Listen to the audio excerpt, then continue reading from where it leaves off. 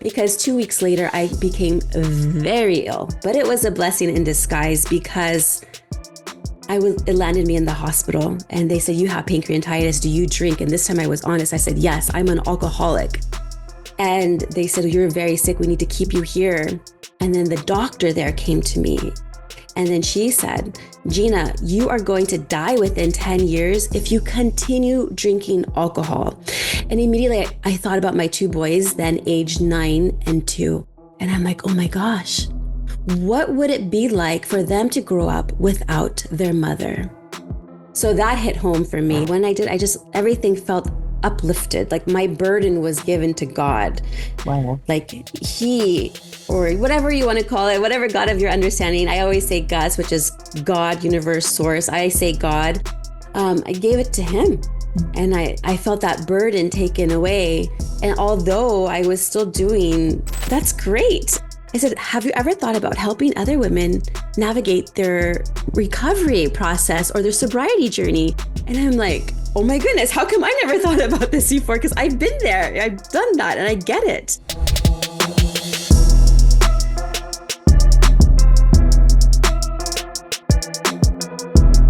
Welcome to Design for More, the podcast where we unlock the secrets to healing, empowerment, and transformation. I'm your host, Angie, and today we have a special guest who's going to take us on a journey of growth, insight, and inspiration. But before we dive in, don't forget to hit that follow button on Spotify, subscribe to us on YouTube, and follow along on your socials. You won't want to miss the transformative conversations that we have lined up. All right, let's start. I have here today a wonderful and amazing and inspiring woman, Gina. Welcome to Design for More. We're so excited to have you here. Oh my gosh, Angie, I've been looking forward to this conversation with you for so long now. And I'm like, yes, I get to speak with Angie. So I'm so excited to speak with you. And thank you so much for inviting me. Thank you. I think I want to start by just, I met you last year and I was so amazed by your story. It's very inspirational and motivating. So I wanted for you to introduce yourself and kind of talk about your journey and what got you to this point. Yes, I love sharing my journey. So my name is Gina Kunadian. I'm an empowering alcohol-free sobriety coach and podcast host of the show called Shine Within.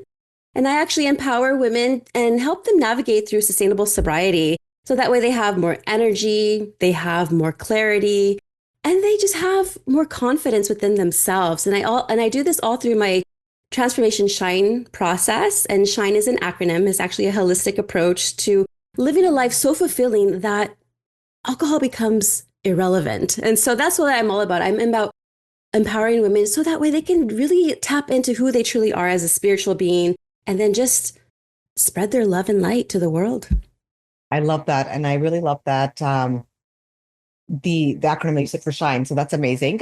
Tell me a little bit about earlier on, because I know you went into a lot of that in your bio, but I want to know about who Gina was earlier. What was your aha moment that created change and transformation for you? Well, Gina, as a little girl, was broken already, and she didn't even know it. So my father was murdered when I was a baby. And my mom saw me draw a picture. It was, I shared this story with you before, of myself, her, and a man. Like I longed for a father figure. And so I would draw this picture and she saw it. And so she was like, okay, maybe she's longing for that father figure. Because she wasn't dating or anything. And so she did bring a man into her life that she thought she probably loved.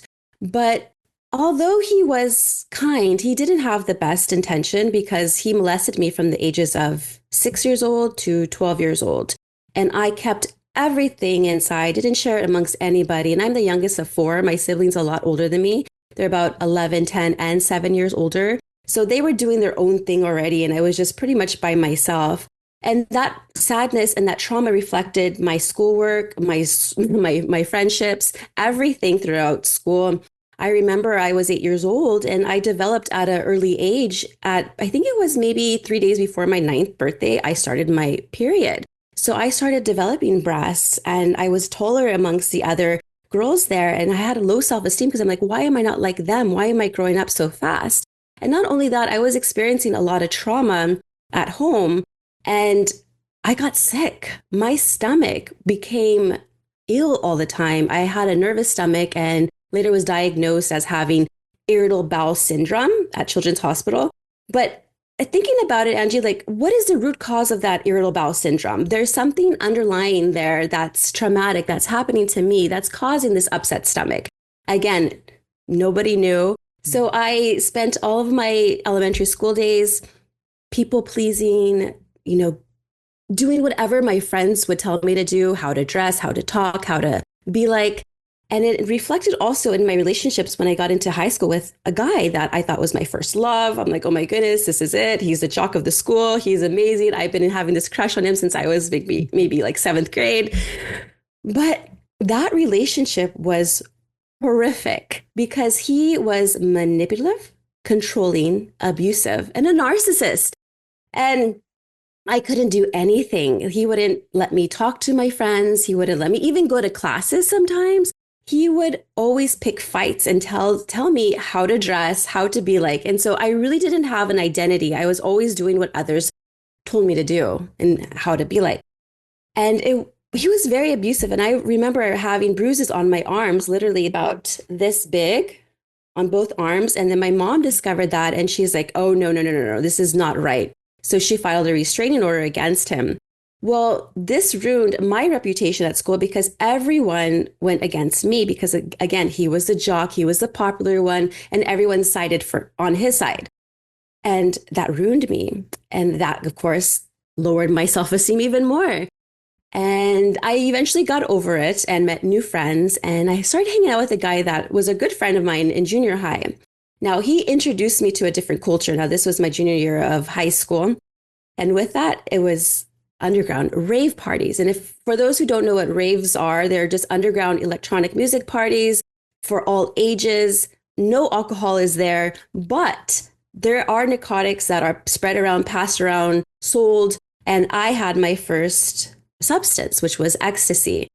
With that, I mean, mind you, I didn't never drink alcohol before. I never smoked weed before. I never even smoked a cigarette before.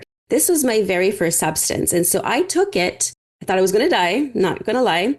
But then I started feeling like, wow, I feel like I belong in this type of environment because I felt like love for the first time. And I never felt love at all, the real kind of love, just fake love maybe. So I started going to these parties constantly over and over and over again. Well, my behavior continued on until I turned 21 and I started then tasting alcohol. I'm like, okay, this is legal. I can go ahead and do this. And I didn't really start drinking until I turned 22 and I started going out to house club parties, lounges, bars, just anywhere where there's good music. And I love house music. I love electronic music. That's never changed. And so I started going to these parties and I felt like, again, I belong because we all felt like that cool vibration within the room. We're having fun. And I just numbed everything that really was underlying. I masked everything with alcohol. Well, eventually I met my DJ husband in 2023 and we got married in 2007 and had our first son in 2008. And yeah, you think the marriage was great from the outside, and the inside the house wasn't good because our drinking was social. Then my drinking became habitual. Then my drinking became dependency, where I was drinking a fifth of vodka a day just in order for me to function properly, in order for me to drive, in order for me to be a mom, to be a wife, to go to work. Like, what is that? And so I thought I had a high tolerance. I didn't think I had a problem or addiction, or I didn't feel like I was an alcoholic. But my behavior started reflecting the trauma that was underlying, like I mentioned, and I was becoming abusive. I was hitting my husband. I was pushing him. I was accusing him of cheating, lying, everything, which he wasn't. It was my delusional mind, because when you're drinking heavily, you're allowing darker spirits to enter your body. And that's why they're called spirits. The drinks, they're called spirits. And so I was not myself, obviously. My son witnessed all this. He was never harmed, of course, but he was hurting inside because he was only 5 years old. Well, it got to a point where he said, enough is enough. I'm not going to come home with our son. And I don't blame him. Good for him. But I went into this really deep depression and sadness. And I was in bed for, I don't know how many days, just didn't want to get out of bed. And I was drinking wine and, because I was a heavy drinker, I had a lot of anxiety, which then I was taking medication. One was called Ativan. And I decided to go ahead and take Ativan and drink. And I was texting my good friend at the time saying, I don't care if I live or die. I just don't want to feel this pain that I have without my family anymore. Well, he took that very seriously, contacted my parents. My mom by then had left that guy and she remarried when I was 17 to a wonderful man, by the way. He is my papa. He is my papa to this day. Oh, I love him. But he called my parents and who then called 911. And I remember vaguely them taking me to the hospital and they had to pump my stomach or they had to do whatever. I woke up very fuzzy head. I'm like, where am I? And my doctor was right there next to me saying, we are so happy you are alive. And I was just like, oh my gosh. So from there, they sent me to an inpatient hospital because, they knew I wanted to die. So what is that called? I forgot the code for that one. But anyway, so I stayed there for 3 days and then was transferred to an outpatient program where I was learning coping skills, how to deal with my anger, how to deal with my anxiety and my sadness. Well, one counselor came to me and she says, Gina, do you drink at all? And I totally denied it. I'm like, nope, because I was still drinking, right? I didn't think I have a problem yet. And I said, no, I'm just clearly here for anxiety and depression and anger issues. And she's let it go. Well, I quit going to that place. I was like, I'm done because I felt guilt and shame. Like, okay, somebody knows. And so I stopped going to outpatient program. And it was, I think, Thanksgiving of 2014 that my mom says, we're going to go to your brother's for Thanksgiving. Let's go. Well, I had been partying the night before and I didn't have any alcohol with me. Normally, I would always carry a bottle of alcohol in like a water bottle mixed with Coca-Cola or something. So that way it's disguised that it's not alcohol. And I would keep it in my purse with me. Well, I didn't have anything. And when I got to my brother's house, Angie, I felt like I was dying. Like I felt shaky, clammy. I felt like nauseous. I felt like I was just going to pass out. And I told my mom, I need alcohol. And she's like, oh no, I'm not going to give it to you. I said, you don't understand. I don't know what's going to happen if I don't have it in my system. Well, bless her heart, she only brings me 4 ounces of wine. Here I'm drinking a fifth of vodka a day. I said, no, Mom, I need to have more. And then that's when I knew it was serious because my body was so dependent because I knew once I had it, I felt like back to normal, like a normal Gina. And it wasn't normal. This is not normal to be drinking all that poison in order for you to feel like you can function in the world. Well, the next month I went to rehab. I checked myself into rehab. It was a 30-day facility. Amazing place. I met so many friends there, and I collaborated and connected with so many individuals. We really had fun there. We were sober. We were just becoming ourselves. Well, I had so much confidence, I thought, that when I left there, I immediately called a guy that it was a friend of mine from college that we used to hang out with and randomly hook up with, not gonna lie. And so we went to the casino and I started drinking and there was my first relapse. Well, not too long after that, I got pregnant and this was the perfect opportunity for me not to drink. So I didn't drink. But the father, which was that guy I was mentioning to you that I knew from college, we weren't living together when our son was born. And that was a horrific experience, by the way. He had hypoxia. My uterus detached from the placenta, or my placenta detached from the uterine wall. And I was hemorrhaging, which my baby then lost a lot of blood and oxygen and it did die actually and was revived. And so that was another story. And I was heartbroken and everything. But I give it to God that he's well now. He's doing good. But fast forward, 3 months, he was 3 months old. We decided, hey, let's move in together and see if we can make this work. Well, no problem. I was still nursing, so I wasn't drinking. But once my baby got off my breast and went to a bottle, I got back onto my own bottle. And I was drinking again here. I was relapsing, but my behaviors became worse. I was even becoming more ill and more delusional, and things were attacking me spiritually.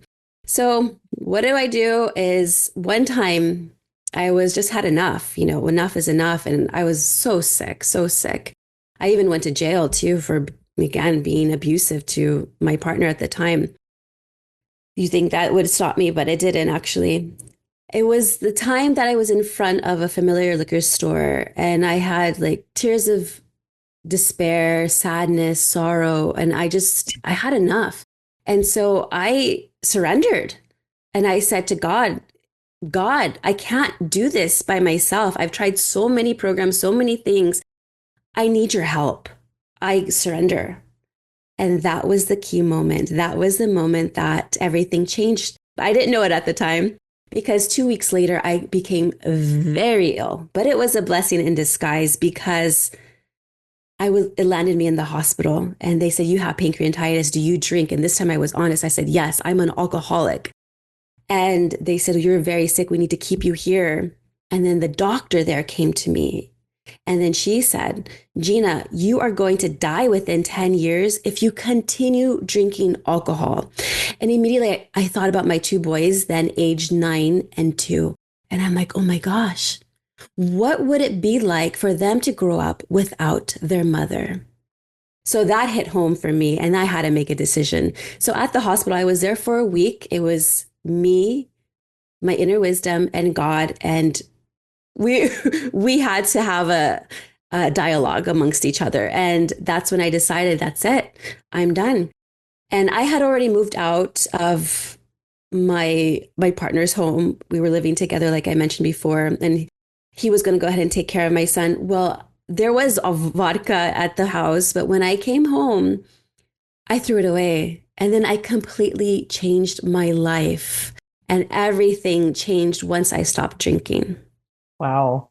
What a powerful story. There's so many things that while you're sharing that I'm like, I have to ask this, I have to ask this. Um, One, you said like, I surrendered. Okay. So that seems like it was your aha moment, but I love how you said it was nothing else around me, no other social, person or family member or relative or family or friend. It was you, it was your inner wisdom and it was God. Yeah. So when you surrendered, what did that feel like? Do you remember? Like being in front of that liquor store, like what was that actual moment like? And I'm asking you this because I have a lot of clients who come to me who say, what did it take for you to step away from an unhealthy relationship? What was it like? What was that one moment where you said, no more, I'm not doing this anymore? So what did that feel like emotionally? What did that feel like in your body? And what were your fears? It was a sense of release. And literally, if I was home, it would be like on my knee moment, like with my hands like this. But I was in my car and I was just crying profusely and crying. And I had to just surrender. And when I did, everything felt uplifted. Like my burden was given to God. Wow. Like He, or whatever you want to call it, whatever God of your understanding. I always say Gus, which is God, universe, source. I say God. I gave it to Him. And I felt that burden taken away. And although I was still doing behaviors that involved drinking, name calling to my partner, and I felt a little bit better. Like like things lifted off my shoulder. Like I felt more at peace. And then it wasn't, and then it got really bad. And that's when I thought, oh my gosh, is God mad at me because I'm so sick? But like I mentioned to you, it's a blessing in disguise. It was a divine intervention that had to happen in order for me to be where I'm at today. And I feel like I have a really strong connection with the divine that I don't know. Like I talk to divine like it's my friend every day. Like I don't have like certain prayers. You know how people pray sometimes and they're like, oh, it has to be this way. It doesn't have to be that way. It can be whatever way you want to connect. Even my husband calls me out. I'm like, I can't believe you just said it like that to God. I'm like, I said, hey, me and God have a different relationship. You and God can talk the way you want to talk, but this is how I talk. But really, what it was is really letting go. And once I let go, I felt so much more freedom. Right. And I think that's the key, right? Letting go. It means different things to so many different people, but it's so hard because we as women, we just naturally like to have a controlled outcome. We like to plan, we're organized, and to let go means like, okay, I'm not in control of my life and anyone else's, right? So it's really difficult.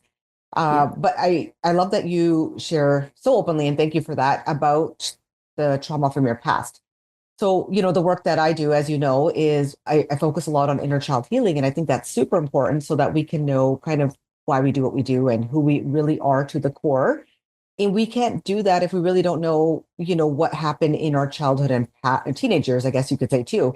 So did you ever have a moment, and I guess maybe this kind of resonates with the surrender, but to heal those wounds from the past? Because you have some very deep ingrained wounds. Did you get a moment to go Yes. back and give closure to that part of you? Yeah. So I'd never told anybody about my trauma until I was 22, 23 years old. And I'll tell you that story. But before I tell you that story, I'm going to go back. My mom did everything she could to help me because she knew there was something going on, but she didn't really know what was Mm, going on.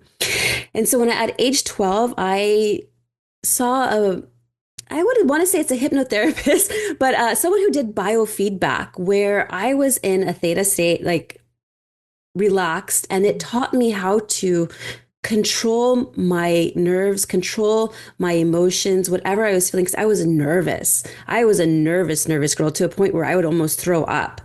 And it taught me to relax. It was nice because the music's all quiet and soft, and he's talking in the background, and I'm visualizing, coming down from stairs, a spiral staircase, and then seeing something serene and then feeling my body get relaxed from head to toe. So I practiced this daily whenever I had like an anxiety attack. But back then I didn't know it was an anxiety attack because I was in junior high, right?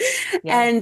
But growing up, I would go ahead and see counselors, but it didn't really help me that much. What really helped with my trauma wasn't until I got sober, got a connection with God, and then got introduced to a mindset coach. That mindset coach took it to a different level. She taught me how to reframe my mindset because my mind was poisoned with all of this conditioning of the world, whether it's from TV, family members, friends that I had. She taught me to let go of those limiting beliefs and build more confidence and start to love myself again, which I don't even know if I really loved myself thinking about it. Maybe before the trauma happened, because I was such a happy go lucky little girl. But now, I mean, like I am now, I feel like a little girl now. But I really had to just love myself and give myself that grace and compassion. And then once I started practicing that on a daily, it kind of everything released. That was amazing. It's like a miracle. It just released. And I started doing breathing exercises, which is like a somatic therapy and getting back to my body with working out, meditation, and just being out in nature. Oh my gosh, I love hiking. That's like one of my non-negotiables. Like I have to do it once a day. Be one of my workout routines. So I like to work out 4 days a week. There's a yoga day, there's a dance day, Oh, there's a amazing. walk out and nature day, and there's also a strengthening day. So those are my 4 days. If I can get five in, then that's cool too. But those are what I love to do. But there always has to be a nature day. And that's where I have my time with nature, And it's like, oh, I love it all. And I love all those tools and tips you've shared because, again, that's a part of, like you said, the mindset part, right? And it's a lot of the work that I do with my clients is you really have to incorporate these grounding exercises or this, like you said, the breath work, the deep breath work, you have to incorporate into your life if you want to see change, right? And that is, like you said, what that mindset coach taught you. We have to rewire the way you were thinking. We have to rewire the way the beliefs you have and the core programming that's been there for like probably 2, 3 decades, I'm assuming at that Mhm. point, right? Yeah. It's really hard, but the things that you mentioned are super doable and we can incorporate them into our routine every single day for like even 5 minutes. And Mhm. that will make a difference, right? So I Oh my love that you're goodness. Yeah. sharing that because you actually have like, you have like measurable results and that's amazing. And I think that leads me to my next question, which is I know you're very successful and you're passionate about what you do. And I love the work that you do and the message you share with your audience. What would you advise other females who are at the cusp of getting out of their stagnancy stage and wanting to do something different? And I mean more so career, but there's those fears and those beliefs holding them back. And I get this a lot from my clients, and I would love to hear from you. What worked for you, or what got you to that next point where you're like, okay, I'm on my healing journey. Transformation is real. God and faith is real. What do I do now to be able to get to that next level to share my message? Yeah, it's that mess into the message, right? And Yeah. that pain into purpose.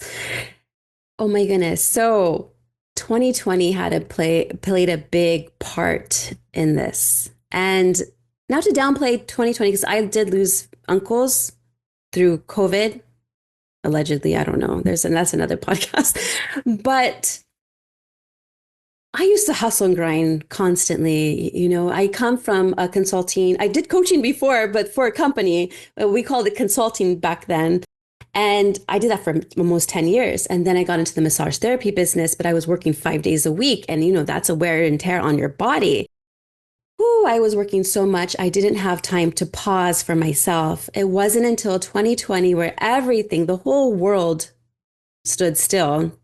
I was able to do some reflection and start to discover what my passions were, which I never knew. I love cooking. I didn't know I did. I made top ramen mac and cheese back then. And now I could cook Indian food, gourmet. I had my in-laws saying with this not too long ago, and they're like, "This is really good food," and they're from India. So I'm like, this is a gift. And then I started learning that I love to help people in a way where I was doing more of MLM, but with health. So I had a health business, a side hustle that I wanted to do. And I was helping people get healthier and feel better because I was getting healthier and feeling better. And I wanted to be that role model. Well, because I was going to church at the time, I was in a women's Bible study group, and I wanted to have a prayer request for them to go ahead and help me with my health business. And so they did. But one lady was like, "Hey, if you are wanting to create your business and you want to get better at it, I would recommend going to this masterclass. A friend of mine hosts it maybe quarterly, but check it out. And it's a 5-day masterclass." And so I did. And I kept on attending to those masterclass just to get nuggets about creating your own business. And so it wasn't until I kind of got the inner wisdom telling me, "By the way, Gina, you should get on a call with them." And I did. And I got on a call with one lady, and she pretty much planted a seed in my head saying, "What do you love doing?" I said, "Well, I love helping people. I've done this before. I do massage therapy. I'm very nurturing and I love helping people." And she said, "Well, what did you do in college?" I said, "Well, I was a drinker. I drank so much. And then, well, she said, "Are you sober now?" I said, "Yes." And she said, "Well, how many years?" I said, "Oh, back then it was maybe like 4 years or 5 years." And she was like, "Well, that's great." I said, "Have you ever thought about helping other women navigate their recovery process or their sobriety journey?" And I'm like, "Oh my goodness, how come I never thought about this before?" Because I've been there, I've done that, and I get it. And so I'm like, oh my gosh. And so eventually, because there was an assignment and they said for you to go ahead and do a 2-minute story, go on to their Facebook group and share your story. And I became vulnerable. Because I was authentic and vulnerable and shared my story, that landed me a scholarship for their business coaching program called The Collective. The place is called the Pitch Club. Shout out to the Pitch Club, Rebecca Cafiero and all my sisters over there. And so I got into business coaching and I learned so much. I really got into it and I learned how to create my own business. I learned to create my own podcast. And I just felt like truly this was soul aligned. And, there's certain people in your lives that come in for a reason and for a season. And I just go with the flow. And now I feel like I'm in a state of flow, from fear to flow, literally, because now I'm exactly where I need to be. And I am just loving every step of this journey. And I love entrepreneurship. And so what I would tell women what to do is think about what lights you up.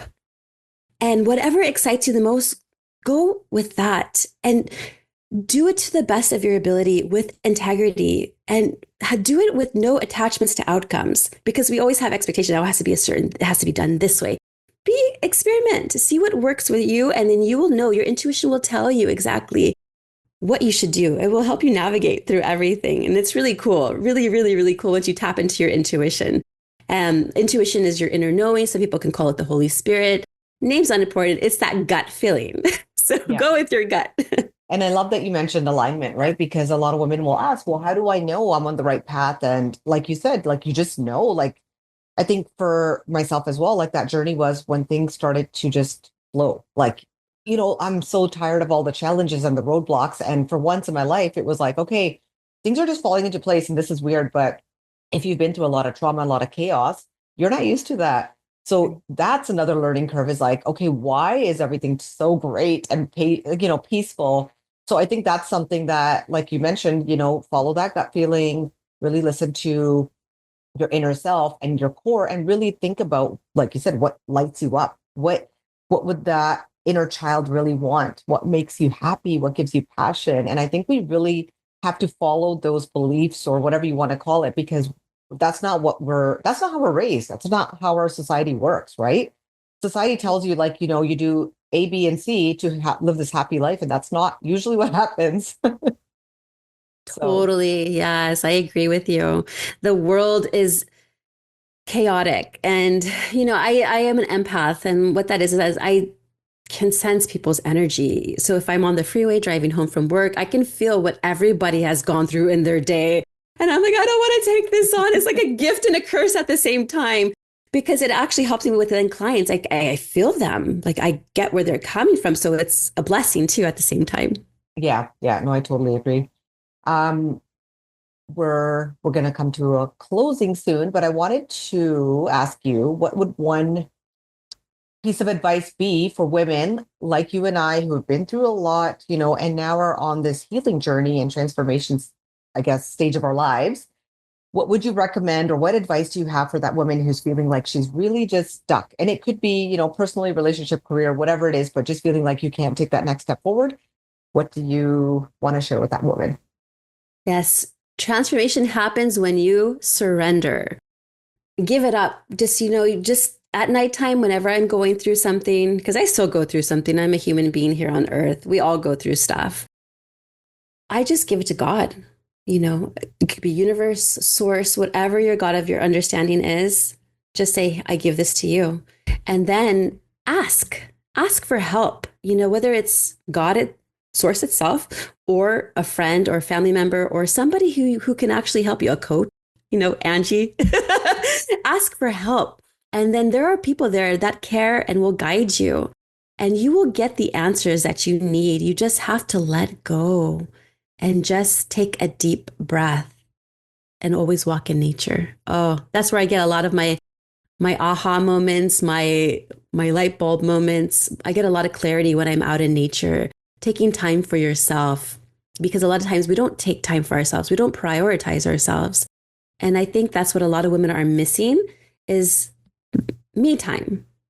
Me time. Check in with yourself. Check in and say, hey, like, Gina, how are you doing today?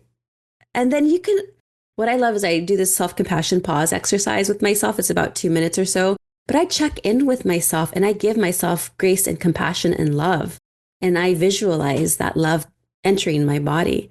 It's amazing. There's so many things you could do, but do what's right for you and just go with your intuition and just let it guide you. Your inner GPS is what I say it is. I love that. And I totally am going to try the whole compassion piece, because I don't do that. Like, I will advise people to do that, but I just realized as you were sharing that yeah, I'm not doing the daily check-in, and that's a great thing to do, right? Like, check in with yourself, because no one else is going to do it for you. Right? Yeah. So I love you. I love that. Thank you so much. Before we end, is there anything you wanted to share with our audience or our listeners, like anything you wanted to share as an offering? And also let me know and let our audience know where we can find you. Oh, yes. I have a listener's gift for your audience. It's my 6th step to a living alcohol-free life. It's the steps that I've taken, that I've embraced from my alcohol-free journey to this day. And it'll help you tremendously. And I think I sent you the link, but if not, it is on my website. You can also find me on www.ginakunadian.com. It's GinaKunadian.com. I'm all over social media. I mostly hang out in Facebook. That's where I am, old school. I hang out in Facebook. You can just look me up under Gina Kunadian, and Instagram is shine_Gina Kunadian. Perfect. Thank you so much. And obviously, I will list all those socials and the links for our audience. Thank you so much. It was an amazing journey to be here with you. I really appreciate you being vulnerable and sharing that history and that transformation and that story. I know it's going to touch many people. And I really hope that if you are that one person or many women out there who can resonate with Gina, please do link with her. Thank you. Thank you so much. Thanks.